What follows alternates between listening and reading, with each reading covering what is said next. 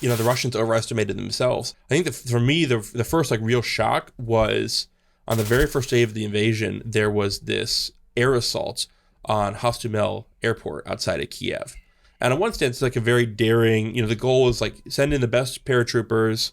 They're going to come in a helicopter, secure the airfield, fly in, a battalion of more paratroopers, and then you have this, beachhead right on the doorstep of Kiev.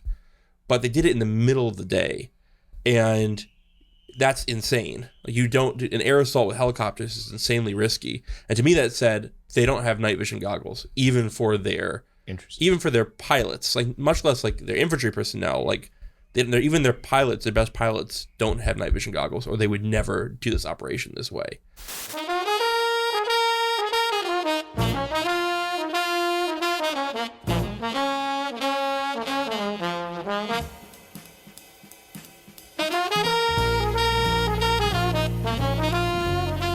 Howdy, everyone, and welcome back to Moment of Truth, the podcast of American Moment. My name is Saurabh Sharma. I'm the president of American Moment, and I'm joined by Nick Solheim, the COO of American Moment. And once again, we have yet another fantastic episode for you guys.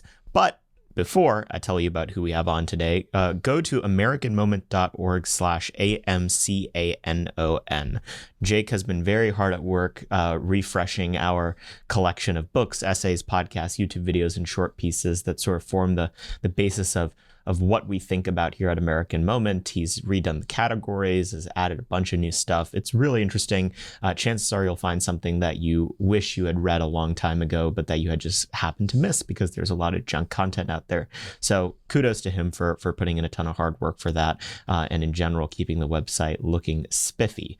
You can find everything else we have cooking at americanmoment.org as well. And be sure to rate and review this podcast 5 stars. It really does help us get more incredible guests like the one we had today. Today we had on Jon Askonas, or Askonas, I think is how it's correctly pronounced.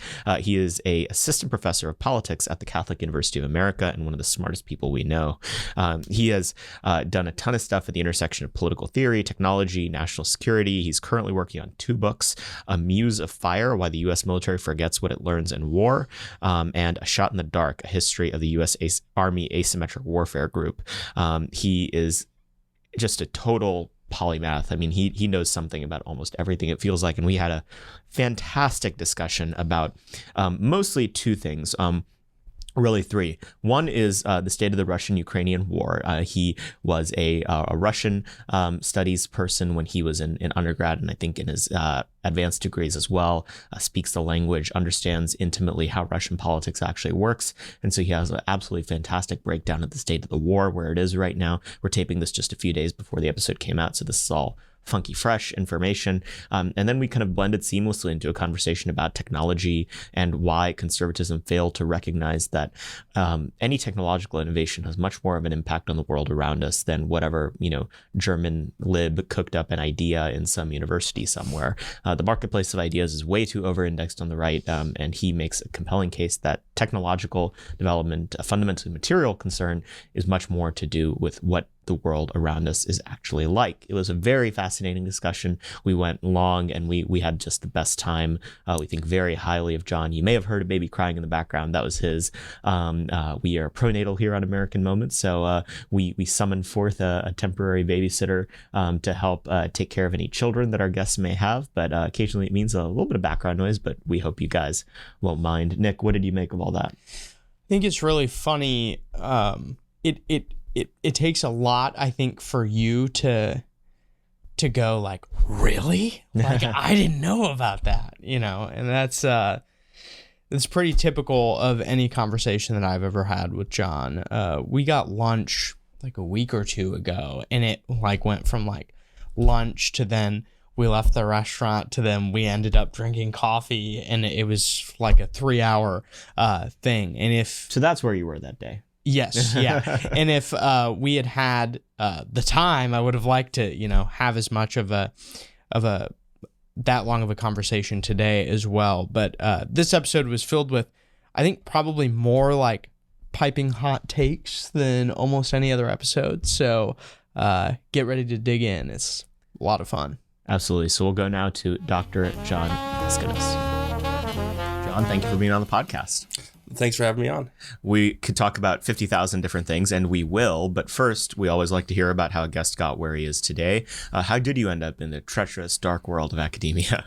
I mean, by providence and luck is the only real answer. So I was born and raised in a independent fundamental Baptist family outside of Chicago, which was a good and unique upbringing in some ways, but then also kind of set me down a path to thinking deeply about what I believed, thinking deeply about the relationship between communities and economics and politics. I was always a very curious kid. I was wanted to know why things were the way they were. And somehow along the way, I started reading a lot of theology and philosophy and wanted to kind of go deeper in that. So when I was looking at colleges, I went to, and I also was interested in politics. I had done summer programming in DC, had seen a shining university on a hill, and I asked, well, what university is that in DC? And of course, it was Georgetown University. And funnily enough, Georgetown's ostensibly Jesuit and Catholic.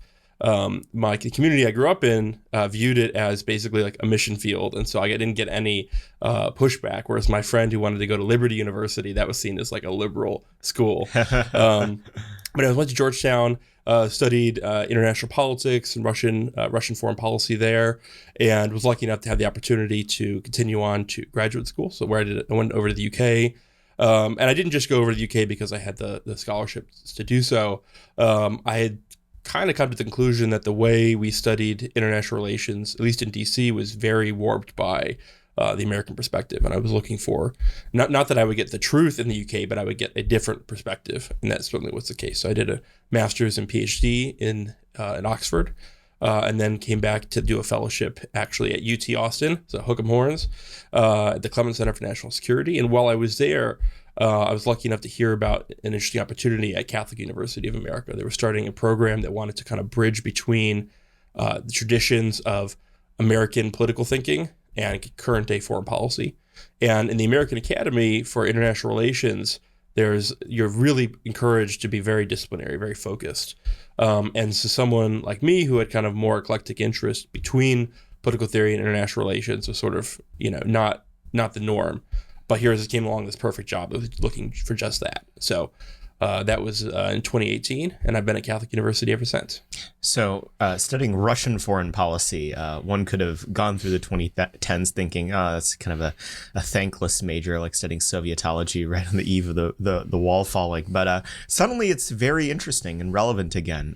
What's your kind of macro take on the war so far in Ukraine? And then we'll dive into a couple interesting threads that I think you have a particularly interesting take on. Thanks. Yeah, it was, I won't claim great insight in my life, but one thing I had, somehow I had a bit of insight on was when I was at Georgetown, in the School of Foreign Service, everyone had to take a language, and I was always kind of up for a challenge.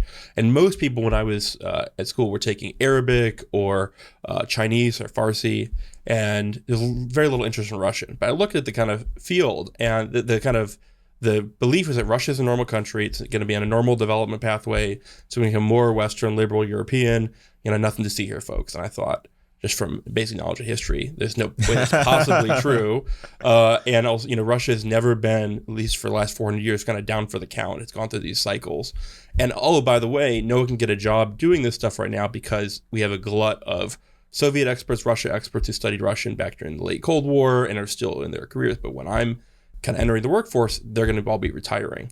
And so I decided to study Russian. And that was basically true. I didn't expect it to be as true as it's become over the last couple of years. But here we are. What's going on in Ukraine is kind of the end of the Cold War. You might say the end of history, although I think that's a complicated claim. After insert meme of Fukuyama pointing a gun at you. I demand history end right now. It's funny. I'm a bit of a Fukuyama stan.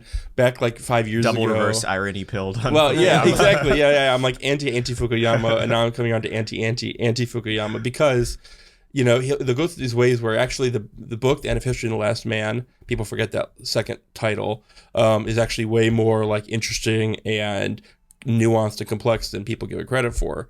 And then sometimes Fukuyama says that, and then other times Fukuyama says like, no, I was just right. Liberalism's here. It's here to stay. So he himself goes through these weird waves of like every few weeks, like some major publication like the Atlantic or the New Yorker commissions him to write a piece riffing on the title about whatever geopolitical event is going on right now, and the theme is he's always right. And so sometimes he's right and sometimes he's wrong, and usually when he's wrong is when he's most sophistic.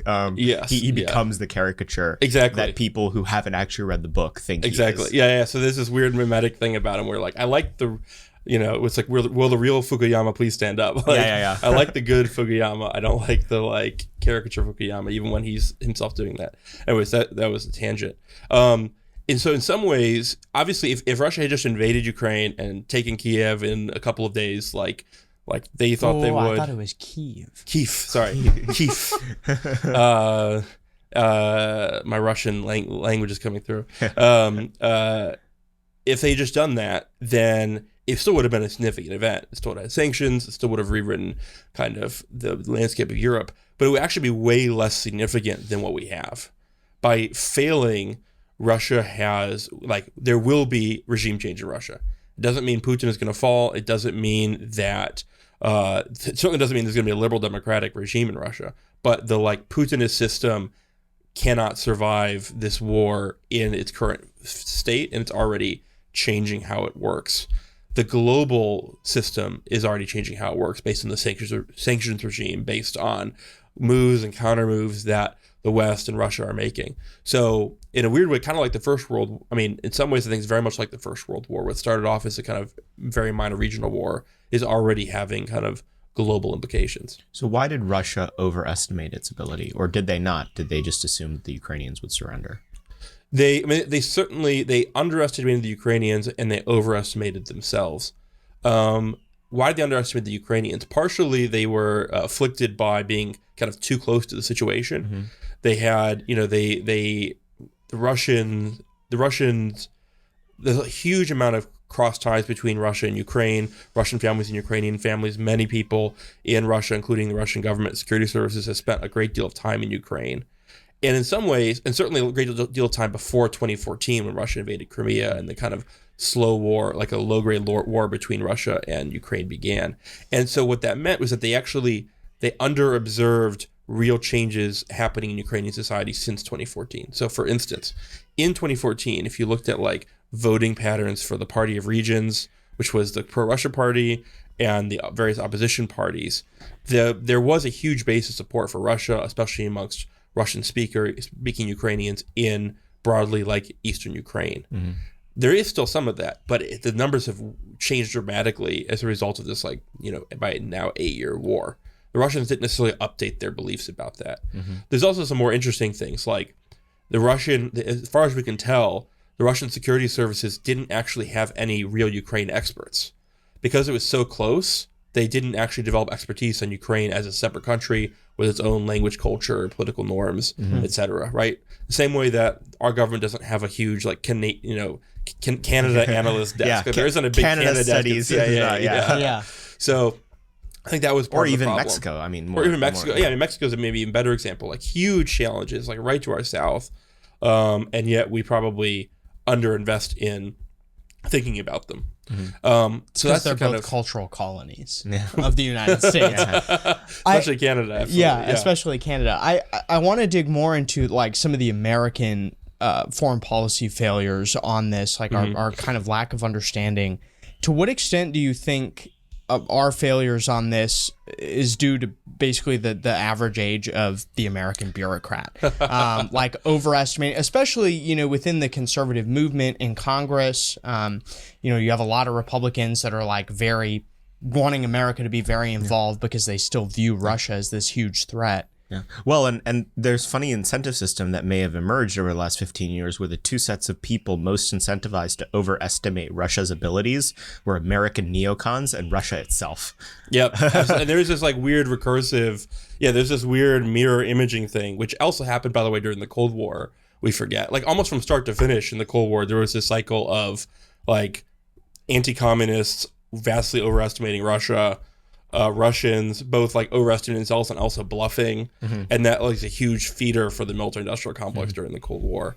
I mean, I think average age probably has something to do with it. Amongst people making Russia policy, a lot of them, I mean, it's sort of, if you do Russia stuff long enough, it inevitably happens on more than one occasion that some like boomer who's talking about Russian foreign policy will say like Soviets, like the Soviets, the Soviets invaded Ukraine or whatever. It just happens. It's so deeply like buried in their neurons. Which, I mean, look, there is something to be said for that. There is continuity in governance from the Soviet regime to now. Yes. Like Vladimir Putin was a low-level KGB agent in the Soviet Union. Like so it's, I mean, this is all so recent in the grand scheme of things. Yes, that there that's is true. some value there, right?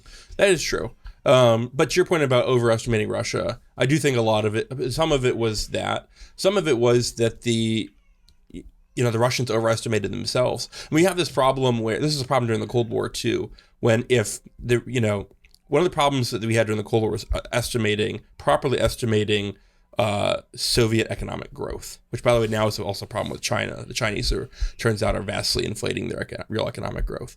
One of the problems we had was we had like intercepts and documents of like the most secret, Central Committee meetings of their secret economic reports. So we had like their official economic reports, but we also had their secret economic reports, which were smaller, of course. But the secret economic reports were also vastly wrong. And so, similarly here, like we have... Can you describe like just like basic contours of what that would have looked like? Like what were they overinflating concretely? So, just production. Okay. Generally production, quality. So there was actually like a bureau of the KGB that was tasked with collecting like as close as it could to the real numbers from within the Soviet system, because it was essentially planned. People had incentives to lie. So you have a similar thing here, right? Like everyone is lying at every step from like the lowest captain all the way up to Putin in terms of the what's being done, the quality of what's being done. And so, we now know that they vastly overestimated the success of military modernization, for example. They've poured tens or hundreds of billions of dollars into military modernization, and they have very little to show for it. But they also things like, so when we do things like military exercises, we're actually trying to assess how would we do in this scenario.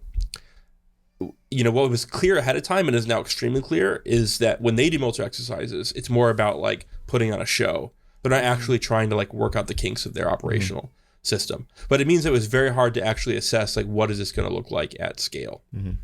Interesting. So this war actually kicks off. How quickly was it evident that the Russian military was not where it thought it would be in terms of its capacity vis-a-vis Ukraine?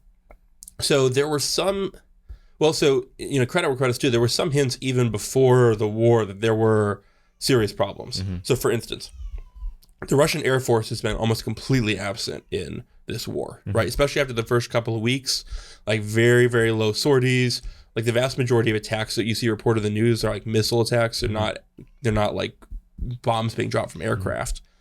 People who paid attention to this noticed even in Syria that compared to like officially produced propaganda and, media efforts, the Russian Air Force were kind of absent and seemed to have trouble maintaining a very high like operational tempo because of most problems of maintenance. It's really hard to keep airplanes in the air when you don't have the personnel to do proper maintenance on them. So there were things like that. There was this guy, an random army captain who wrote this paper like 3 years ago based on observations the Ukrainians were having in Donbass, that actually maybe there were more serious problems with the BTG, the kind of Russian battle group design, than had been previously reported. But speaking from my own experience, kind of, I expected the Russia to invade from like late December, January on. I expected it to be a real invasion, not like a little feint into Donbass, just based on the forces they were putting into place and what they were doing. But I expected them to be more successful than they were. I think that for me, the first like real shock was on the very first day of the invasion, there was this air assault on Hostomel airport outside of Kiev. And on one stance, it's like a very daring, the goal is like send in the best paratroopers. They're going to come in a helicopter, secure the airfield, fly in, a battalion of more paratroopers. And then you have this, beachhead right on the doorstep of Kiev. But they did it in the middle of the day. And that's insane. Like, you don't, an air assault with helicopters is insanely risky. And to me, that said, they don't have night vision goggles, even for their pilots, like much less like their infantry personnel. Like, even their pilots, their best pilots, don't have night vision goggles, or they would never do this operation this way. And that was the first hint for me that like something has gone very wrong with Russian military modernization. So a couple different threads on this. One is just technological development of their military. Two, the quality of their tactics. And then three, just like raw resources available to it. Tease out each of those threads. What was the discrepancy in each of the elements? Yeah, so, and the problem, and I'm someone who has studied Russian military technology specifically.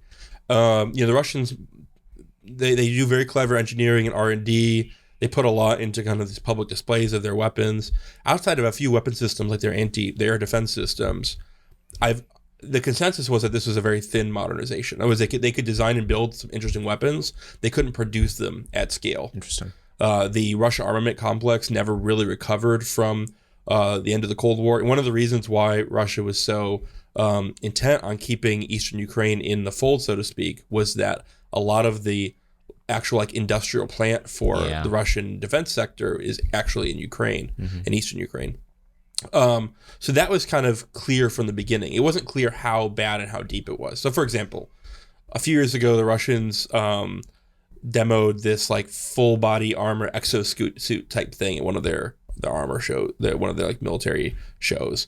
And some friend sent this to me. It's like, oh, we don't have anything like this, U.S. procurement is broken, and I'm like, guys, they have one of these. Like, that's it. They made one of them. Yeah. I expected like the full body armor exosuit was not going to show up on the battlefield. What I didn't expect was that like basic body armor with plates wasn't going to show up on the battlefield. I mean, there are, I don't know if this is true, but there are social media videos of like mobilized forces being given like airsoft, like looking like plate carriers, like actual like is an airsoft plate carrier. You can maybe put some like stuff on the front, but this is not in no way, shape, or form going to stop a bullet. This may stop you from dying from like a 22, but like that's basically it. Yeah. So that's like the technology angle. Yeah. So what I'm most curious about is it seems like this is kind of a recurring theme that they want to do these big things for show, but there's never actually like follow through on the proper kind of procurement.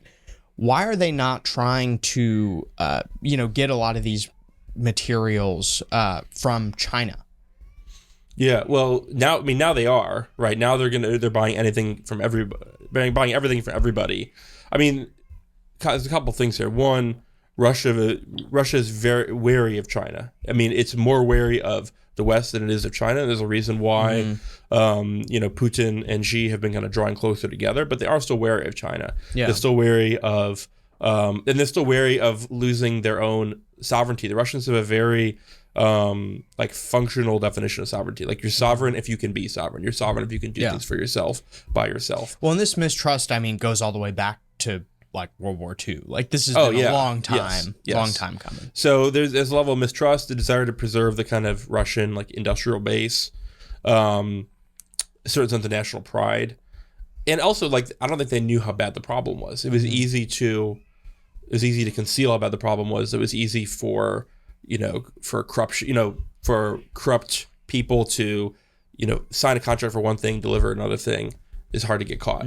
But were there no opportunities like either Georgia or Crimea where some of the weaknesses in their military capability would have shown signs of existing? Very good question. So the consensus in Russia was they were not happy with their performance in Georgia. I see. That, Georgia's a really tiny country. They were extremely unprepared for war. Mikhail Saakashvili was sort of talking a big game, but they weren't actually ready. And so the Russians obviously kind of carried the day there. But the sense was that when they kind of did the lessons learned at their performance, they were not happy, especially with the performance of their armor units. That was in some ways the catalyst for this major military modernization effort. The feeling was that in Crimea, the sort of fruits of this modernization were shown. There were these, they called them the Plate Men or the Little Green Men, Russian soldiers not wearing any identifiers who just showed up to kind of take things over when the order was given, who were professional, polite. They looked like they were very well equipped. I think in retrospect, people forget I think when people talk when we think about the invasion of Crimea, I think we sometimes have in mind almost like a special operations style, like people parachuting in the middle of the night and kind of showing up. In reality, the Russians had like 50,000 soldiers and sailors on their base in Sevastopol. The invasion of Crimea was literally them driving off of their base into what was essentially friendly territory. Yeah. So in retrospect, it seems like maybe we like oversampled on that very kind of specific case, because immediately following that, a few months later, Russia began this kind of insurgency effort in eastern Ukraine, in Donbass and Luhansk. And that was kind of carried out by GRU. It wasn't normal Russian army units, but it hit problems from the very start. So I think that maybe could have suggested in retrospect this is a shallower modernization effort than we thought. Interesting. You said something really provocative earlier, which is that as an empirical matter, there will be regime change in Russia. Yeah. Say what you mean. Obviously, we're not demented neocons here agitating for Vladimir Putin to be assassinated, cough, cough, certain prominent people on television, but lay out your thinking on that. Yeah, and by the way, as I try to tell anybody, like Vladimir Putin is a center-left politician by Russian standards, right? Really? Yeah, absolutely. He's an anti-nationalist, right? So in Russia, you can distinguish between Ruskiya and Rossiyskiya, like Russian is in like ethnicity versus Russian is in Russian Federation. He's been a big advocate always for the more like federative civil nationalism. He's maintained the kind of Soviet, they called it like affirmative action policy, but like he's maintained a lot of non-ethnic Russian people in his government. You know, Shoigu, the defense minister, is not ethnic Russian. He's probably by far, I mean, I think he's up there, if not by far, the most like not anti-Semitic or like philo-Semitic leader in Russia's history. Really? Like very overtly welcoming and building ties with Jews in Russia and in Israel, with Muslims. So he's like a center-left figure. Like any of the candidates to replace Putin, any of the real candidates, is more reactionary and right-wing than he is. MSNBC hardest hit. Yeah. So this notion that like there's going to be a liberal democratic revolution in Russia just is completely a fantasy. Yeah.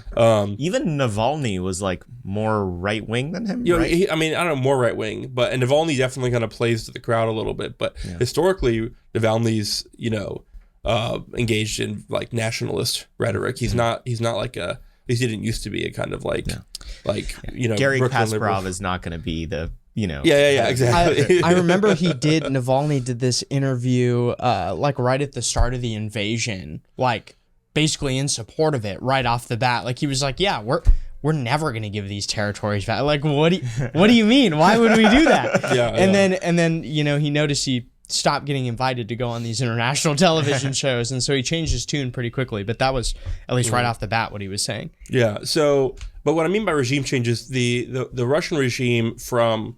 You can date it back to Yeltsin 1993 when, with Clinton's encouragement, they shelled the parliament, or maybe when Putin takes over in 2000, or more recent, I think maybe more recently. But the system that's developed is one basically where the bargain is you let the security elites control the country, and they're going to keep out what they see as like noxious foreign influences, and they'll take their primo cut, to compensate themselves. And in exchange, you get a pretty nice life, and a better life than anyone in Russia has ever lived. Right? You get oil revenues trickling down through the state for different sectors. You get a reasonably open economy. You can travel if you have money. You can travel to Europe. You can travel other places in Russia or the former Soviet Union. You have the internet. You can pirate whatever you want from the West, by the way. That's kind of the deal, right? So it's a demobilized and controlled civil society in exchange for a pretty okay quality of life, right? But the kind of extraordinary sanctions regime we've built around Russia since the invasion basically makes that bargain impossible. In addition to the fact that Russia's like massively operationally losing this war, or not achieving their objectives. So on the one hand, they need to mobilize to have the resources to avoid ignominious defeat. On the other hand, they can't provide the same kind of quality of life that they have kind of implicitly promised in the social contract. How much of this was at the elite level, like specifically the wealthiest Russians having this ability to basically part of kind of the transnational elite world, you know, have apartments in Manhattan and London and in Berlin and kind of have your yachts and be able to basically go around the world unmolested? How much of the newly discovered weakness in that system is going to be because they can't do that anymore? That's an interesting question. And part of the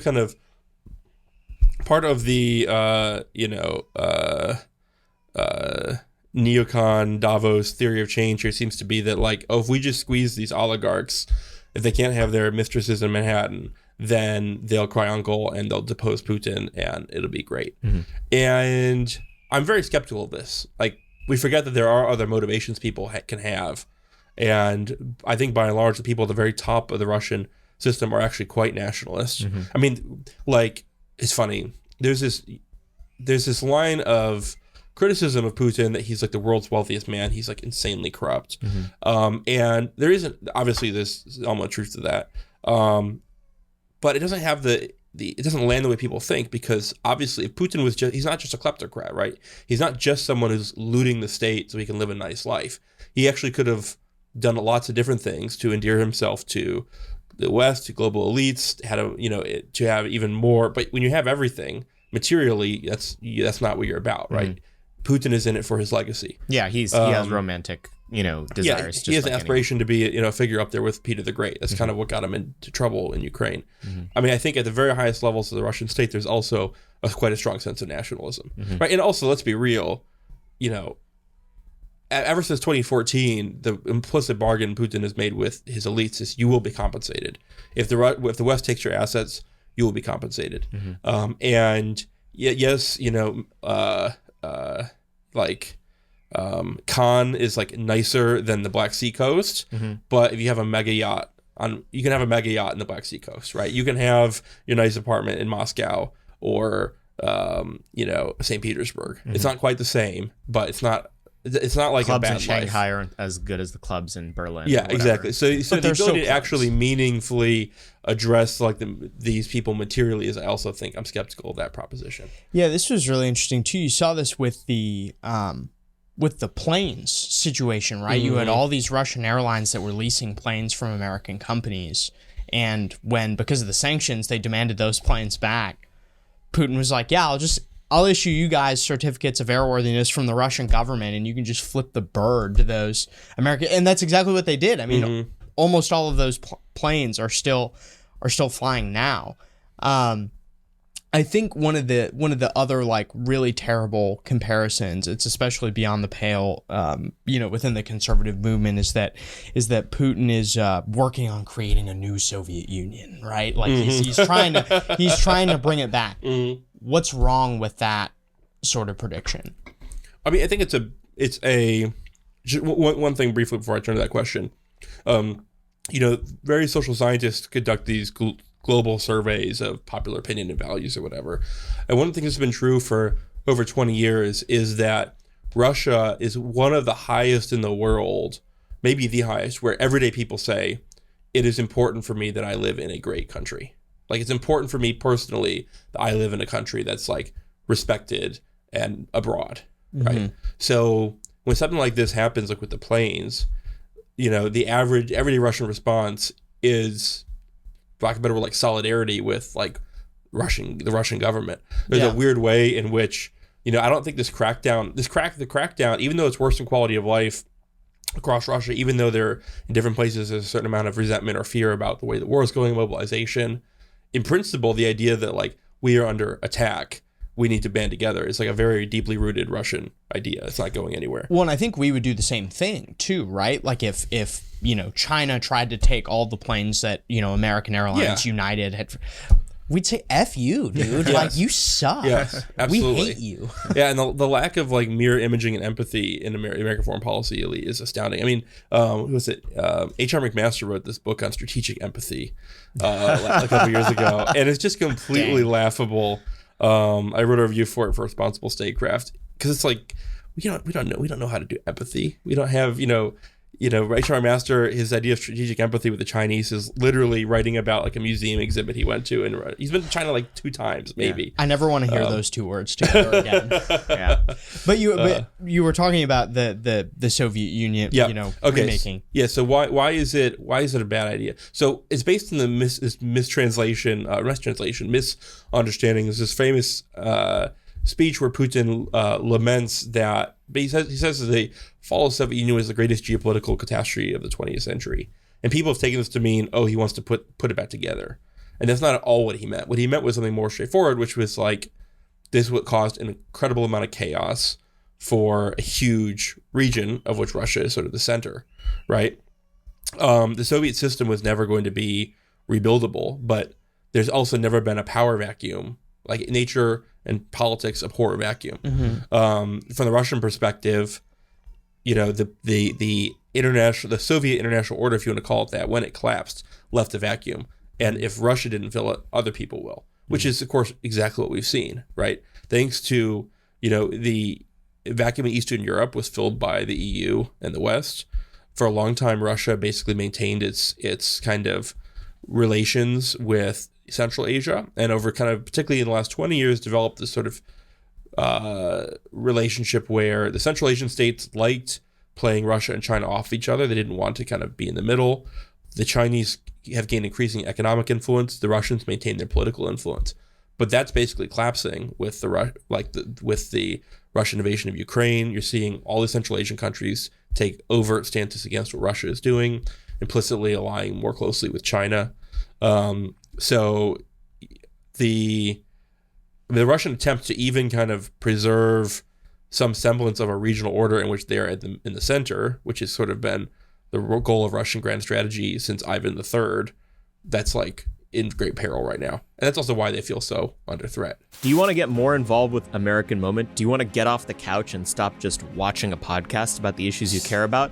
Then you need to go to americanmoment.org/join. If you fill that form out, one of our team members will meet with you and we'll discuss how best to get you involved in politics and public policy here in DC. Maybe that involves you coming and working at a think tank or a congressional office. Maybe you're in business and it means just holding on for a few years until we get the next presidential administration. Maybe you're a very wealthy person who wants to give us a bunch of money. Either way, go to americanmoment.org/join to meet with a member of our team and get involved more substantively in trying to save this country. It's not enough to listen to podcasts. You actually have to do something. So then what is the path forward for them in your mind? Like what is Putin trying to do? Yeah. I mean, that's the $1 million question. And that's why people who, there's this increasing, right now the sentiment in DC is very much reminds me very much of like 2003 of the Warhawk Party. Like, we're just going to roll in and nothing less than unconditional surrender is acceptable. And, Putin's going to be defeated and Navalny is going to throw him in jail and we're going to have democratic elections. It's just a complete and total fantasy, right? There's a lot of ways, like, if you step back from the assumption that Putin would literally rather end the world than be in that scenario, then we have to take a step back and think like, well, what is he going to do next? At the same time, I don't think that, for example, just like launching a tactical nuke is his next move, because I don't think it gets him what I don't think it gets him what he might hope, and I think there's people around him who can explain that. I do think we're looking at escalation. For example, it's not much, but Russian submarines apparently have started cutting like internet supply fiber cables around the world in Western countries.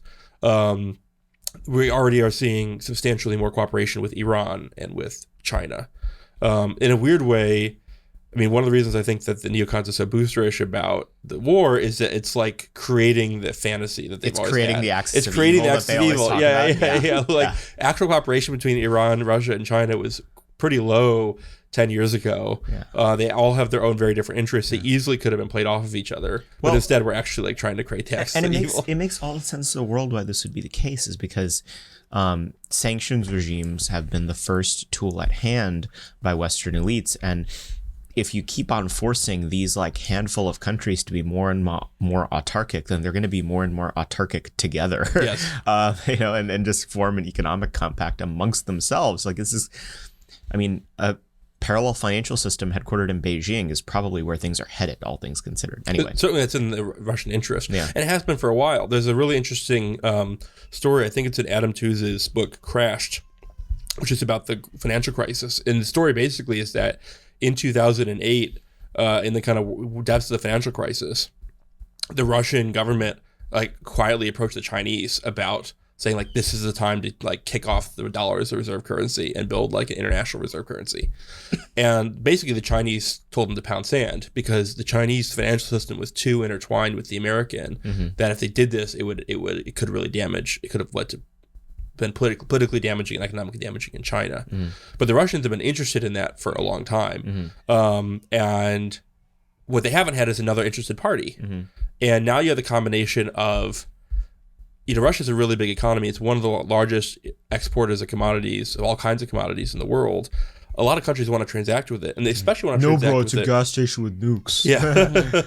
Bill Kristol likes Yeah, to say. exactly. Yeah. Well, and then basically, one way of viewing the sanctions regime is we're creating an incentive structure for what used to be called non-aligned countries to cooperate with Russia. Because if India, for example, to pick a random example, can buy Russian oil and remix it in its refineries and then sell it to Europe, it can do so at a premium. Yeah. So we're actually creating, this is what I mean by like thinking through the second and third order effects. The sanctions regime damages Russia today, but it also creates incentives that undermine undermine America's sort of financial centrality. Yeah. So this is a real double-edged sword here. Yeah. I mean, ultimately, like sanctions, the way we've historically thought about them are premised on the idea that they can actually, like, that the consequences of the sanctions are worse than the other activity another regime would have to take in order to make them not a problem anymore. And that just doesn't seem to be the case. One, because American foreign policy elites seem to be allergic to exit ramps off of sanction regimes. They only want to keep ratcheting them up.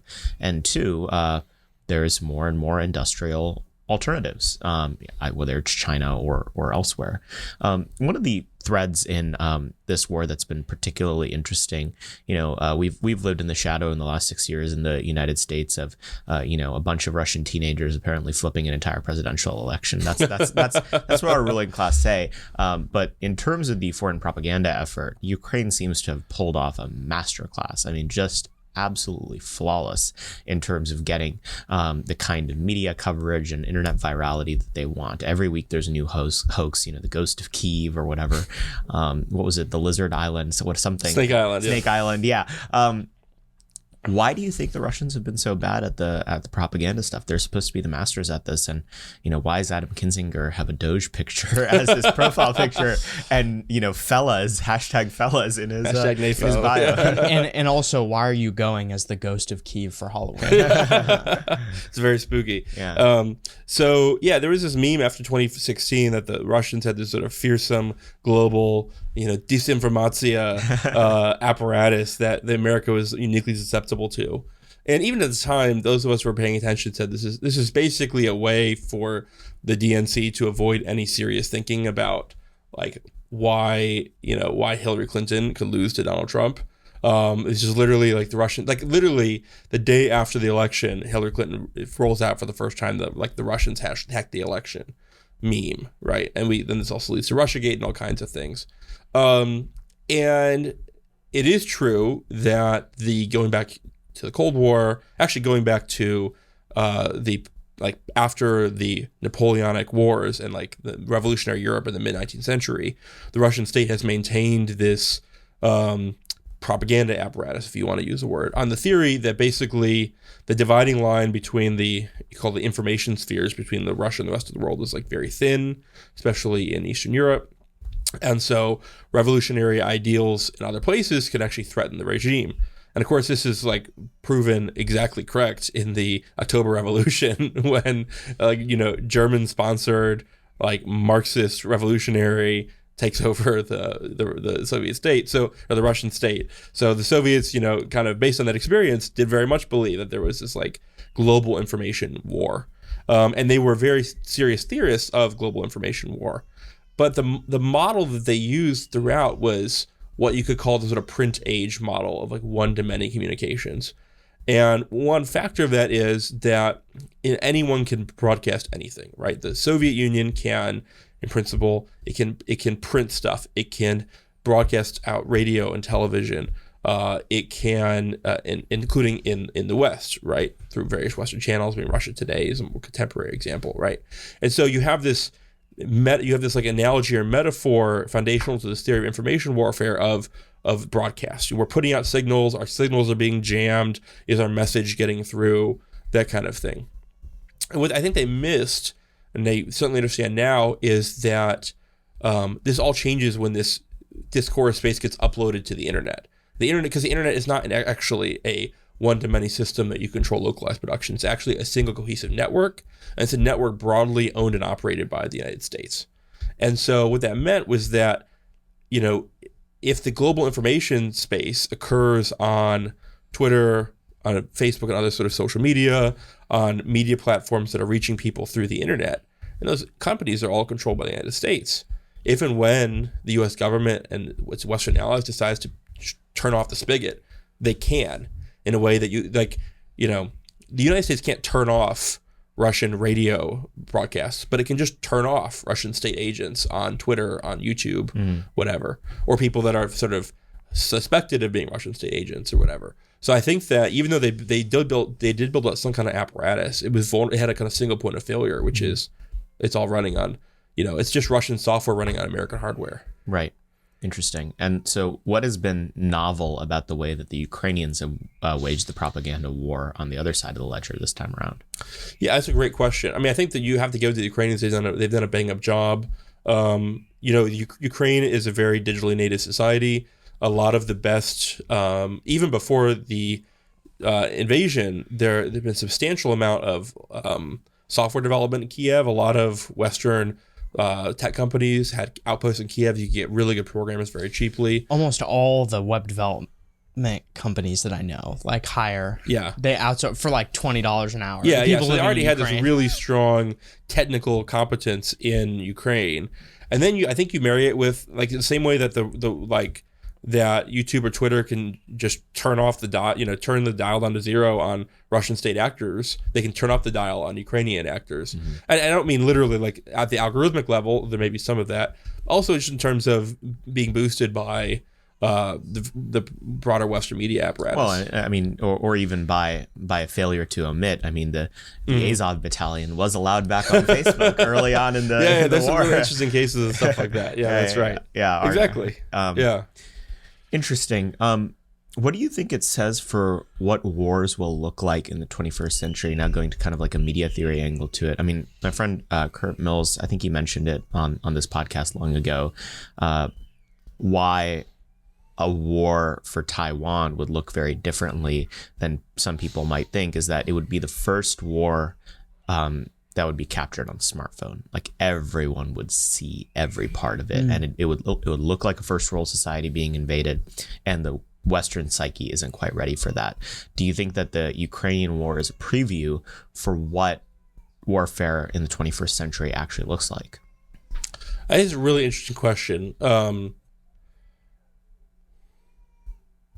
I mean, I do think certainly there's an element of truth about the kind of first world thing. At the same time, we forget that during the 1990s, CNN was like broadcasting live from Bosnia, from Kosovo, images kind of horror right into Americans' living rooms. I think this had a dramatic effect on support for those wars. So I actually think that there is an additional element of chaos and kind of fragmentation to the social media view. But my friend James Poulos has said, and I think he's right, that social media is sort of televisual in its DNA. If it's a show on your TV, it's a TV show, right? It's the same kind of idea.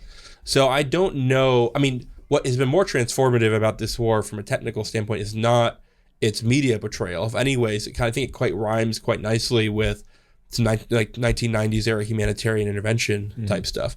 It's actually what's been going on the ground. The use of like distributed tools in the Ukrainians' hands mostly to target and destroy Russian assets in a very decentralized way. And you also have this interesting element of network warfare, right, where the U.S. controls the ultimate commanding heights, which is space, right? And so we have, presumably, I don't have any special knowledge of this, we have military satellites looking at the battlefield. We probably have electronic warfare, signals intelligence assets looking at the battlefield, passing on highly detailed targeting information to the Ukrainians, which then they can kind of distribute and use in the battlefield. So even without boots on the ground, we're providing a huge battlefield advantage directly to the Ukrainians. That is that's a new phenomenon of warfare. Do you think that this is going to lead to an interesting reevaluation or resetting of what alliances and being party to a war means? I mean, the Russia-Ukrainian war has been this fascinating experience, and looking from the Russian perspective at this point, like the traditional rules of engagement of what makes you a co-belligerent seem not to apply. I mean, like the United States is the reason Ukraine has been able to survive this long in the war. Yes. Do you think that this is the first and last time a country like the United States is going to be able to get away with supplying and underwriting a war effort to this extent without being more formally a co-belligerent? Well, I mean, part of the problem is like formal co-belligerence is like gone the way of the dinosaur for lots of reasons. I think this is the first, but not the last time this. I mean, I think what we're seeing is the advent of what I think you can call 5G warfare. 5G in the 5th generation is academic literature on this, but also 5G, like the technology, right? The warfare in the 21st century is going to look a lot different depending on whether you are inside or outside of a superpower global network, right? A superpower network, not just built on an alliance system, but built with like a technical layer, a layer of space communications and intelligence, a layer of financial infrastructure, a layer of high technology infrastructure, right? There's basically only 2 superpower complexes that can produce like precision weapons now: the Chinese and the United States, and that's it. Those are your 2 options. We don't even really have full evidence that the Chinese can yet. I mean, they haven't had to deploy any of it, but right? I mean, they do make millions of like these little DJI drones. If they wanted to weaponize them, they could easily do so. I mean, the step down from like what the Chinese could produce to what the Iranians or Russians could produce is like literally a 50-year. Like the kind of drones that the Iranians are putting out there are we basically could have built those 30 years ago. I think it's like a huge step down. And so whether you're in or out of this complex is going to be hugely determinative for success or failure. And it also provides a way for the superpowers to provide a huge advantage to their allies without, as you said, being kind of formal co-belligerents. So I think it's a new phenomenon in warfare. So would you say that it's accurate to make the primary hinge of why the Russian-Ukrainian war has gone the way it has technology? That's I mean, it might be controversial to say, but I think the answer is yes, right? I think without American intelligence capabilities, I think the Ukrainians would have been even worse prepared. They would have had an even harder time responding originally. We forget that the Ukrainian military was basically overhauled by the United States, not really on a technological basis, but learning to incorporate some new tools in the kind of 2014 to 2022 period. And I think the Ukrainians lasted as long as they did early on, in large part due to their own kind of the Russian failures and their own preparation and will to fight. But our ability to, when we decided to turn on the spigot, rush technology, weapons, targeting information directly to them, I think has been kind of determinative. Do you think that the technological advantage we've had is actually durable? The Russians and the Iranians are far behind, but does it seem to you that we're prepared vis-a-vis China to match that same level of technological escalation? That's an interesting and difficult question. I mean, the big constraint here, right, is that the Russians just simply cannot produce high technology armaments in sufficient quantities, right? It isn't clear. Things will look differently with China, right? They probably can't produce. They probably have similar problems producing at the very highest level, particularly around like fighter aircraft. And we have seen problems like with their fighter aircraft. We've seen problems with their small arms. There was a video making the rounds of kind of military social media a few months ago of a propaganda video showing off their new rifle. And if you look really carefully, you can see that the shots were keyholing in the target. which is really bad. It means they're like spinning end over end. It's a really bad sign for like production quality. Me and a bunch of buddies have bought before the ban bought like a ton of Russian ammunition. It's like garbage. So they have some problems there. On the other hand, they simply do produce. The question is how quickly could they weaponize the consumer electronics that they produce? We don't have a good answer for that yet. Mm-hmm. Interesting. Does it seem to you that American elites have fully come to terms with the fact that their technological advantage is their only one? That's an interesting question. I'm not sure that I agree. We do have a durable. Our technology advantage is also built on top of our financial network advantage, our alliance network advantage. It's built on top of a kind of global soft power where maybe not in Russia and China. Well, even in those countries, like Xi Jinping's daughter studied at Harvard, I think, right? We have this massive like global social status advantage, which it might be eroding, but it's not eroding, not especially quickly, maybe. So yeah, I think there's a kind of meme in certain parts of the right that like the American empire is tottering, like it's past its prime, and I'm not sure that that's the case.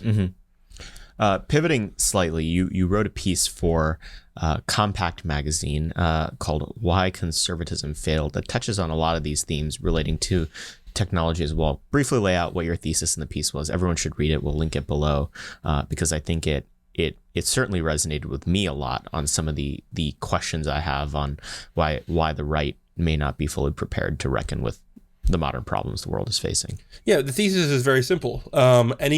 Any so-called conservatism which doesn't reckon with the way that technological and economic change undermines values, virtues, and institutions, and culture, changes society, is completely unserious. And since American conservatism doesn't do that, American conservatism is completely unserious. And it has conserved basically nothing or very little. It's essentially a materialist thesis. So, the kind of Russell Kirk line was, ideas have consequences. You could say the line of the article is, consider that things besides ideas also have consequences. No, Marketplace of Ideas is fake. It was invented in the 1960s to sell magazines. This is basically my, I think we way over-index on ideas on the right. Mostly because it keeps a lot of people employed. Absolutely. But okay, so let's talk about brass tacks, some inflection points. Name an inflection point in the 20th century that you think is the tail wagging the dog on some societal change that the right tried to oppose through ideas alone. The widespread contraception. Okay. Widespread birth control, specifically the pill. Yeah. So what did it do to civilization, and where was the approach of establishment conservatism insufficient in it basically single-handedly rewired incentives around like dating, like sex, dating, marriage, and childbearing. You can see this borne out by the fact that in any society that hits this sort of certain point of modernity, and especially when contraceptives become easily accessible, undergoes huge changes in the fertility of society, in the kind of age structure of society, in sexual and gender roles, and some of those are good, some of those are bad, but the changes is almost unprecedented in history. And the approach of conservatives to this was like abstinence programs and like churches talking about like sexual purity or whatever. It was just completely inadequate because it wasn't an ideational change. You didn't have to change anyone's minds about this. It was just it was a fact. It was an economic, social, and technological fact in that society. Well, and the outcome of that too is like we don't really have like a natalist party. Like we have a party that specifically wants to kill babies, and then you have a party that like doesn't really care either way whether you have them or not. And so that's how you end up with a society where like most women are on the pill. They're completely unknowledgeable about their own fertility. Like you have these women that are like 35 saying, I'm gonna have 10 kids. No, you're not. Like that's like that biologically not possible. Like, but they don't even know these questions because nobody says anything about it anymore. Yeah, but even dig into that a little bit, right? Before the pill, you don't need, and so it's funny, like conservatives will talk about the sexual revolution, but what they usually mean, like they'll acknowledge the pill is part of it, but they're also talking about all the ideas that change around it. Woodstock. Right? Yeah, but like forget all that. Just look at the technology. Like before the pill, you don't need a natalist party because you have like it's an empirical. You have a natalist country. Yeah, you have a natalist country, right? Before the pill, you don't need like, you know, there's varying degrees of like education, including like traditional education culture around women's fertility, but you actually don't need a kind of educational enterprise around it because it's actually what's basically like traditional knowledge passed down from like mothers to daughters. Yeah. Because otherwise there are huge social problems, right? And so these things kind of take care of themselves. You have a literal culture of fertility, by which I don't just mean a culture that prefers children. I mean, you have traditions, practices, roles, institutions that take care of this, right? And then that's all replaced by technology. And then conservatives are just like twiddling their thumbs while this is going on. So paint a rosy picture for me. The pill technologically becomes possible. What would a responsible conservative movement and political party championing its values do in that moment? Now you're trying to get me fired. Well, I think it's interesting, right? Like this is the moment where, I mean, dismantle the factories where the pill is made, like make it illegal. Well, so I will say this: it's interesting. Like when my essay came out, the number one thing that like that people like normicons attacking it would raise was like the Dobbs case. Like, how can you believe this? How can we believe that conservatism failed when we have Dobbs, we've overthrown Roe v. Wade?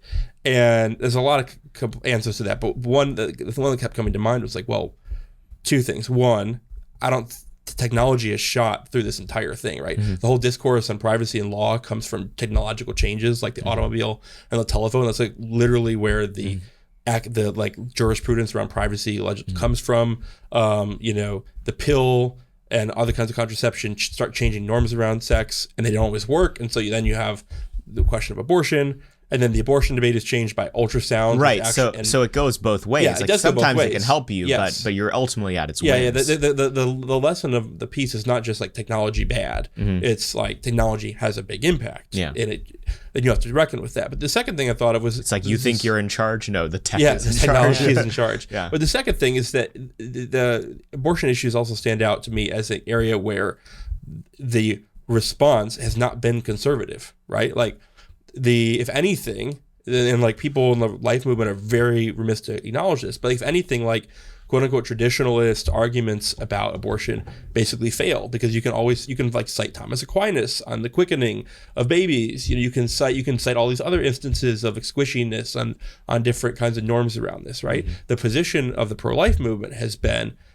actually, this is bad. This is bad because of natural law. This is bad because has been making arguments about what is good and what is bad. It has not rested at all on this is traditional, right? And the thrust of the piece is like, this is traditional is not a good argument in a technological society. We actually have to have those debates about what's good and what's bad. And it's no coincidence that it's in the wake of the so-called sexual revolution that the Catholic Church produces Humanae Vitae and begins like actively wrestling with these questions, right? Because the political liberalism tries to take basically political questions off the table. Technology creates new political questions. Absolutely. Natalism and fertility aren't something that have to be a political question until the ability to completely erase it is put on the table by technology. And political liberalism is hoping to make as few things political as humanly possible. And so these two forces are on a collision course with each other at all times. Absolutely. And that's why everything is so crazy right now. Yeah, so Marshall McLuhan says that the effect of a technology is a change in scale, pattern, or tempo of human life. And whenever you have a change in scale, pattern, and tempo, you also have winners and losers. And winners and losers are what creates politics. So both in terms of who benefits and who loses, and then the coalitions that can be built and the change in those coalitions based on who's winning and who's losing. And new technologies are always unleashing these political pressures. So besides the pill, give me two more technological advancements that were the tail wagging the dog on why conservatives were losing and they were asleep at the wheel. Yeah. Okay, great question. The shipping container. I have never heard a single conservative rail against the effects of the shipping container. Interesting. But the shipping container, both in terms of like the actual cost of shipping any particular good, but also the way that allows you to build a much more effective shipping and trade logistics system. So like you can like have a container, because you have a container, you can track that container with a computer and you can connect that to an automated crane, and then you can offload container ships 10 times faster than, actually more than 10 times faster than older ships. All of shipping basically became fungible. It's shipping becomes fungible and it becomes super cheap. Yeah. And because it's fungible and super cheap, it enables globalization and enables you to, it makes it more cost effective to make more things abroad. And then this means you are making more things abroad. And you're conducting labor arbitrage, environmental regulatory arbitrage, and you're taking jobs away from American communities, and you're getting, the whole effect. Yeah, the version of trade that kindergartners and third graders learn about, where you have these wooden ships with masts and barrels of spice in the hull. That's not the thing anymore. Yeah, Like, and so this is the other thing is like the conservatives have this very like brain dead image of like technologies are good or bad. Either technologies are neutral or they're good and bad. And neither of those is the case, right? They have an effect. The effect can be complex. Sometimes that effect can be, and this is the other thing, is if you believe that ideas of consequences, then it's because you have bad ideas, you have bad outcomes. And if you have good ideas, you'd have better outcomes. And that's like fairy tale thinking. Yeah. In the real world where I live, good ideas or good business practices can have bad outcomes.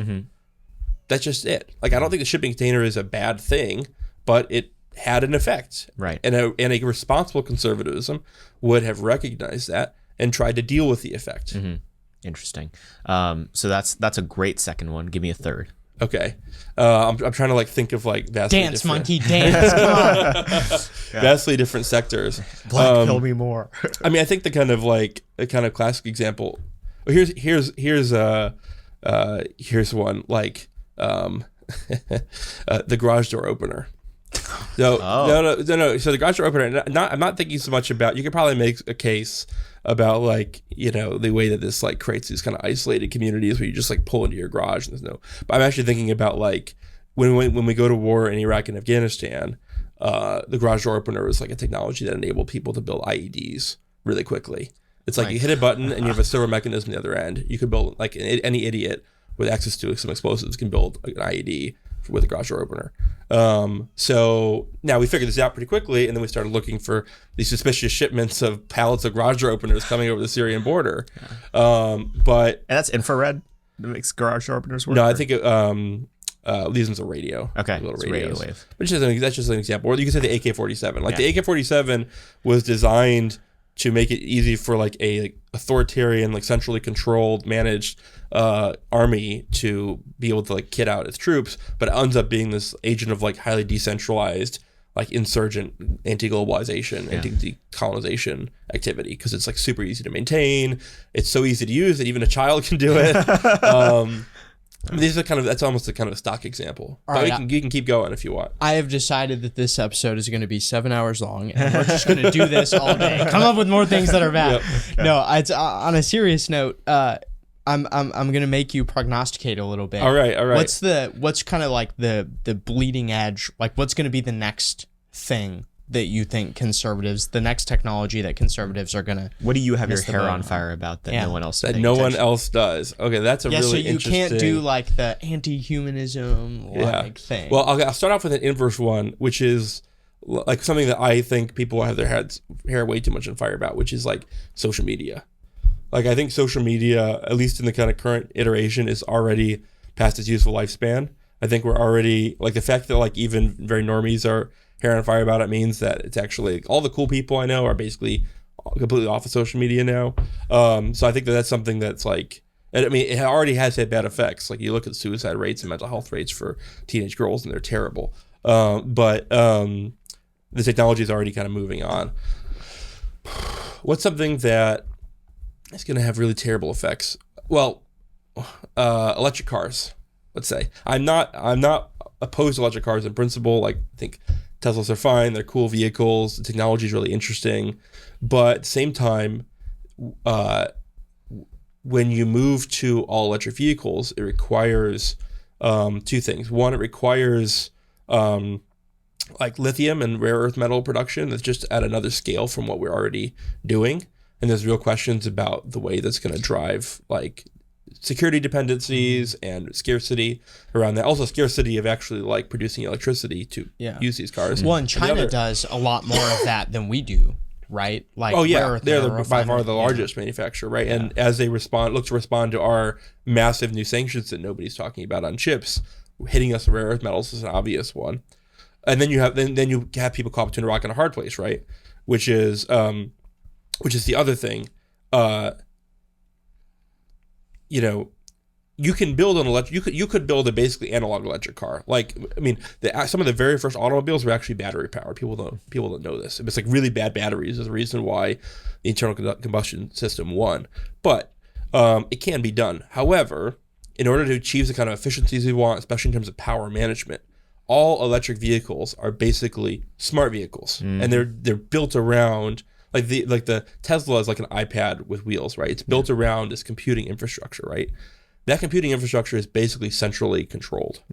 And so, when you have an analog automobile, not only does it go further than an electric car, but it's not connected to anything, right? It gives you a certain sense of freedom, maybe too much freedom. Conservatives didn't really deal with that one either, but you can use it as you please. It's really hard to centrally control or manage the use of internal combustion engines.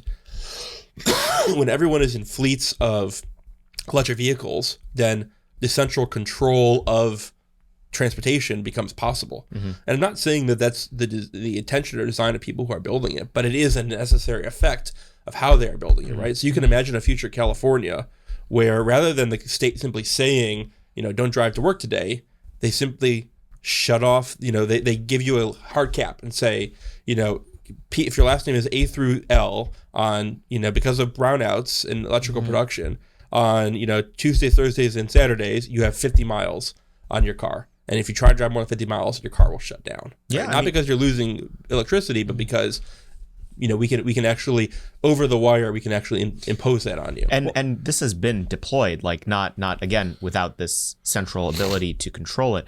But in India, I mean, just 1 or 2 years ago, there were precisely these restrictions, which is A through J or whatever the middle letter was.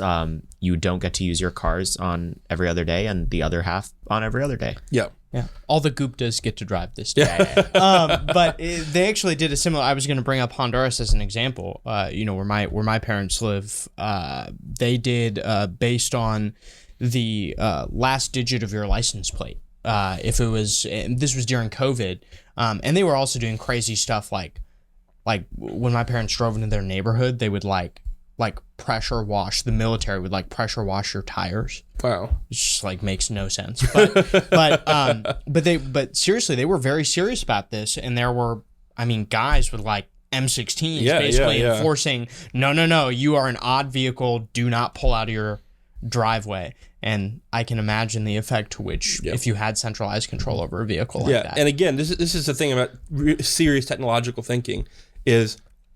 I'm not saying there's a conspiracy to do it this way, but once it becomes possible, it's sort of like Chekhov's gun, right? Like once it becomes possible, someone will try to do it. Yeah. And so technologies that are in their essence in their design more centralized, more centralizable, more remotely controllable, they pull society in that direction.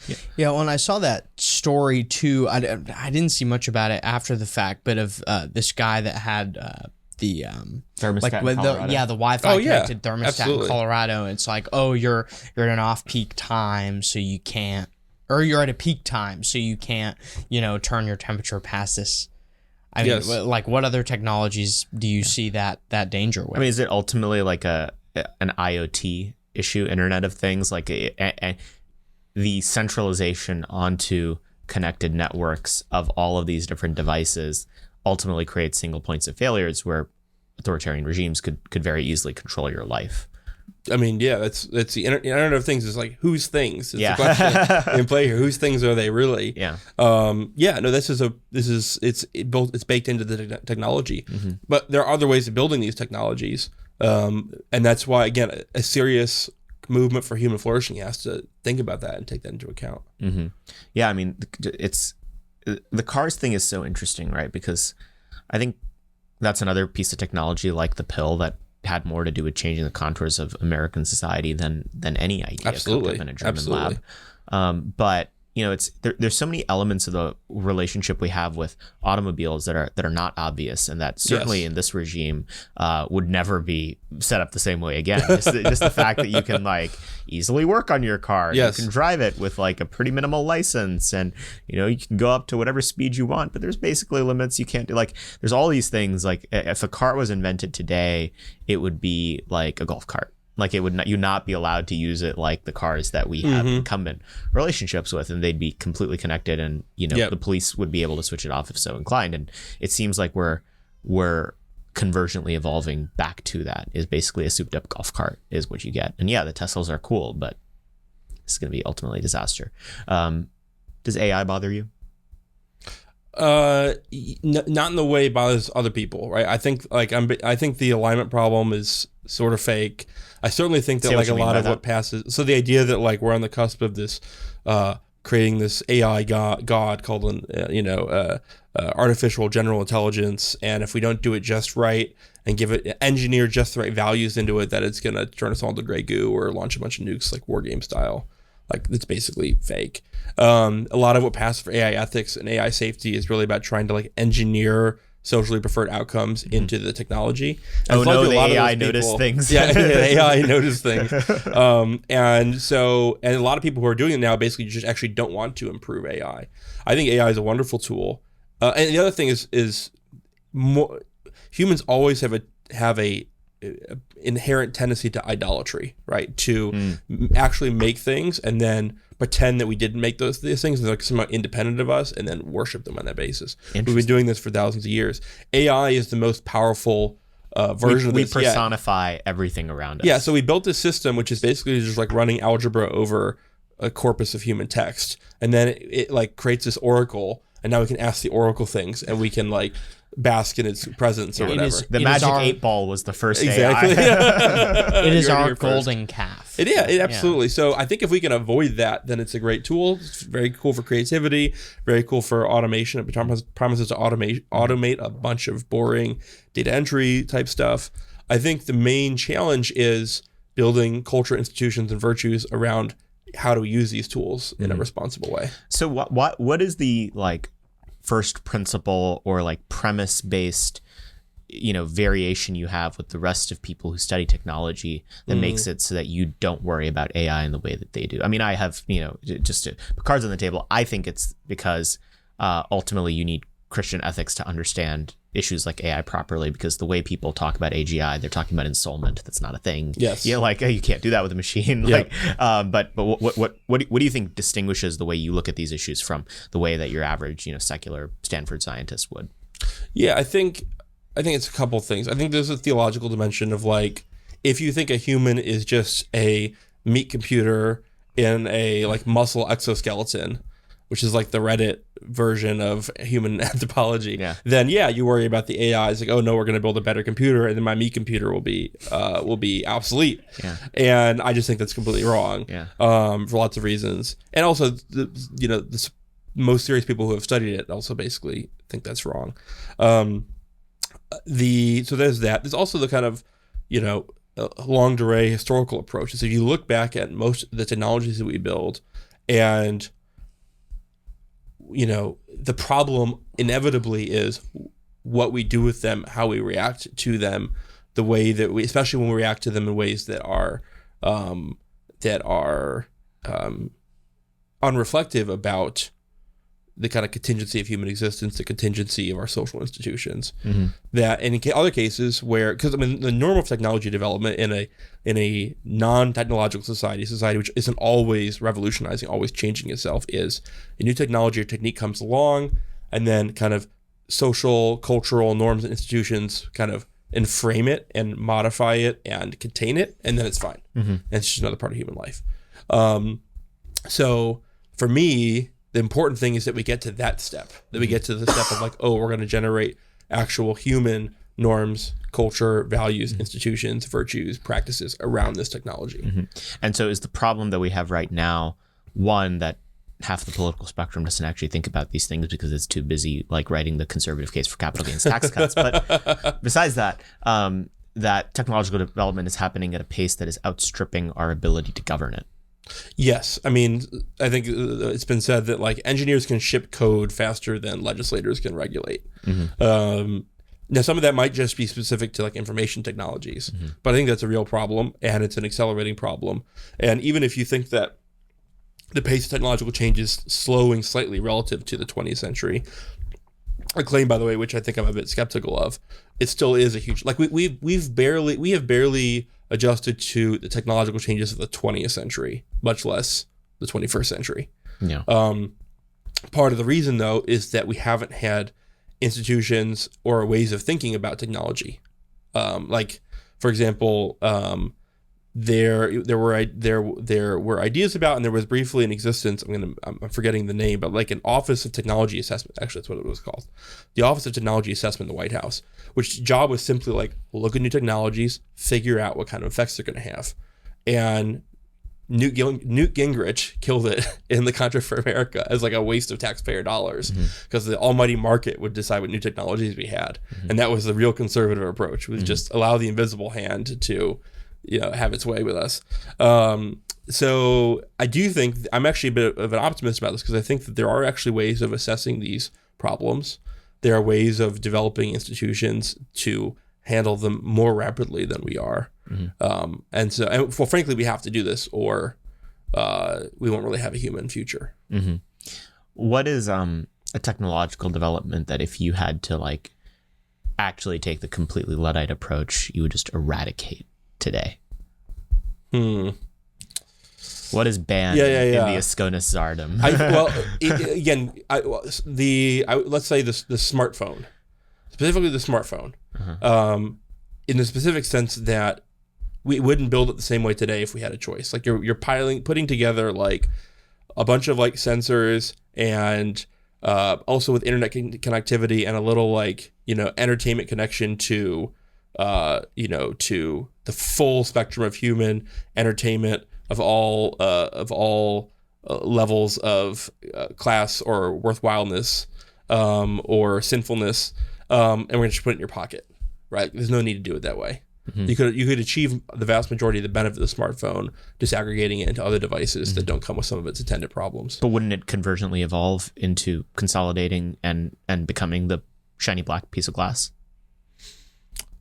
Well, you asked me when I could ban it. That's basically what I would be. Yeah. And is there something you would say that only 5 sensors allowed in one machine? Is there something that you'd say in your I'm making the Luddism personal. Sure, absolutely, that's great. Is there something in your household specifically? Show me on the doll where the smartphone touched you. No, that's a great question. I mean, I do think, like, I do really try to limit my phone usage at home. My wife, she is going to say, not enough. And that's true. I think doing more to do things, it sounds like kind of trivial, but things like a digital Sabbath are really important. And I think the more we can do to create norms around that, the better. I also think that people can probably get away with more than they realize. Like, you can set up an email auto response or an email signature that basically says, I don't, check my phone at this time or whatever. A lot of our norms on things like email are completely busted. So I think beginning to push back against that is really helpful. We had another example for you. This wasn't on purpose, but when my wife and I lived in England for many years, we did not have a microwave. And that was actually awesome. It actually forced you to like prepare food differently. Yeah. This is why you were able to have 4 kids. Yes, this is why. Yeah, exactly. The vital fluids. So like not having a microwave is a great way to like force yourself to prepare food differently, prepare different kinds of food. Yeah, even like the concept of leftovers, right? Yeah, but you can still have leftovers. You just have to like warm them a different way and prepare them a different way. The kind of like, I didn't think about dinner, I'm just gonna throw in some chicken nuggets for the kids, like from like slushy chicken meat. It's been formed into dino patties. Like that doesn't become as much of an option. Yeah, people think. On the other hand, they're like pro. So like, here's an example. So the microwave is like technology we should avoid its effects. The chest freezer, the opposite. Like chest freezer is like a pro conservative, like pro big family, pro like buying meat in bulk from a butcher you actually know. So it's not a bad technology. It's a great technology. So the first big purchase when my wife and I bought our house was I bought it's like a 1970s 24 cubic foot chest freezer from some guy on Craigslist. I paid $200 for it. He put it in the back of his pickup and drove it to my house. It's got like a huge dent in the side. He spray painted it. I tell you, it's more like energy efficient, keeps the food more cold than anything else. And my wife's got she's got almost like 6 months worth of soup in there for after the baby's This is here, the thing. I want a conservatism where you can say the microwave is a bad technology and the chest freezer is a good technology, and actually have that discussion. Or another example is when Laudato Si came out, the Pope Francis's globalization and the environment thing. There's a line in there about air conditioning, how it's bad, and a bunch of American conservative Catholics were attacking this. It's no, he's obviously correct. American air conditioning is bad. It's bad personally. It's bad for your family. It's bad for the environment. It's bad for your community. The one American conservative who I think actually understands technology. You want to guess who it is? This is a super deep cut. No. Clarence Thomas's grandfather who raised him. Absolutely. There's this line in Clarence Thomas's memoir where he talks about how his grandfather bought I think he did a fuel business or something. It was a very working collar blue collar working class job. And he bought a new truck. It was his big purchase for his business, right? The first thing he did in this new truck was he ripped out the heating system, cabin heating system of this truck. And his argument was, if I have cabin heat, I will not want to get out of my cab when it's -10 outside. I need to be delivering fuel. And so I'm going to take it out so that I build the virtue, I build the practice of actually doing my job well. Yeah. That's really a conservative way of thinking about technology. Yeah, I was thinking about this the other day. I just bought from one of my neighbors. I bought a 1990 Volvo. Nice. And it's actually made in Sweden. We were working Moose proof. Yeah, working. So here's the thing. I've got an SUV, right? I got a 2017 Jeep, and then we have this little. I mean, it's a Volvo 240, so it's little sedan. It weighs twice as much as it weighs almost 4,000 pounds because it's just pure metal. But here's the thing: is the whole thing was made in Sweden, so we're working on the engine, right? I'm thinking, why is this so easy? Why can I reach everything? Well, I realized because they made it in Sweden, there's no air conditioning. The heat will melt your face off, but there's just no air conditioning at all. So taking out the spark plugs, 30 seconds, no big deal, because you don't have to reach back around and under to. Another example. Here's another example. Right? The American associations, the left likes small hybrids like a Prius, and so to be a conservative, I'm going to be smart. I'm going to do the opposite. Buy a muscle car. I'm going to buy F-150. I'm going to buy a GMC SUV with a 5-foot fender, whatever. Right? And that's how mimetic, smooth brain conservatives are. It's no, that is an that. Not only does it consume a lot of gas, which is, by the way, it makes it harder to have a big family if you also have this huge gas bill, right? Also, that's not a vehicle. That's a vehicle meant for the Liberian Civil War. How can you have a pro-natalist policy when you literally can't see a toddler in front of your vehicle, right? There's you don't have to just reject what the left wants for its own reasons and just do the literal opposite. Yeah, the left spent, $15,000 on their brand new Prius, and my family is starving because I bought a $105,000 GMC Sierra. Yeah. Did you see those TikToks for a car dealership talking about how big their monthly car? Yes, dude. It's $1,500 a month or whatever for really a Hellcat. Owning the libs with your by paying the Ford finance company. Please help me. My family is dying. No, what I want is a Prius, but I want like a balloon pump, and I want the entire cab to get bigger so it can fit 17 people. That's it. But I want that same level of energy efficiency, so I don't have to pay for gas. Yeah, whereas you come out to Hyattsville, the real pronatalists are driving 15 passenger white vans. With their 12 kids. Yeah. Well, and I got some folks at my church that have families that size, and they all drive 1990s, the big long Ford vans or whatever. What's really funny is once the gas prices started going up, Saurabh just hasn't driven in 2 years. His car's just been sitting in the same parking Someone stole my license spot. plates the other day. Are you serious? Yeah. I need to get rid of that car. Anyway, Jon, where can people keep up with everything that you're doing and read and listen to all of your various wonderful thoughts? So I don't have a. I mean, Twitter is probably the best way to kind of see where I'm publishing. I'm publishing at the new Atlantis. I have a series on why the world of like consensus reality and one mainstream sense of what's true is obsolete. Why we're going to be entering a world of fragmented sense of reality. The new Atlantis, which is a great magazine people should subscribe to. And then I publish in various other places like Compact, Return Magazine, the National Affairs. And then my academic work you can find on my COA website. Wonderful. Well, Jon, thank you for coming on the show. It's always a pleasure to talk to you on camera and off. And we appreciate it, especially because you are a family man, and so you had to account for your baby, who is also here. Yes. People hear a little bit of crying in the background. That was little Elizabeth. Yes. Sounds like our babysitter was torturing her to death. No, I'm sure she was fine. And the nice thing about like the pronatalist side on the right is like, oh, you're a pronatalist? Well, can I bring my baby? Like, absolutely. How pronatalist are you really? The answer is Trump please card. do, always. You're actually not even the first guest to do that. That's true. You're the second. That's true. Yeah. Helen Andrews has done it before. Did anyone else? No, I think that's Not that's yet. it. Yeah. But hey, my first recording back from paternity leave, I'll bring. I'll bring the baby. Absolutely. And we can. It's going to be great. right. Well, Jon, thanks for coming so on much, the guys. show. We hope you guys enjoyed that. Keep up with everything that Jon is doing via Twitter, where you will see some piping hot takes and all the fantastic stuff that he's writing. Be sure to rate and review the backlog of this podcast. 5 stars only, please.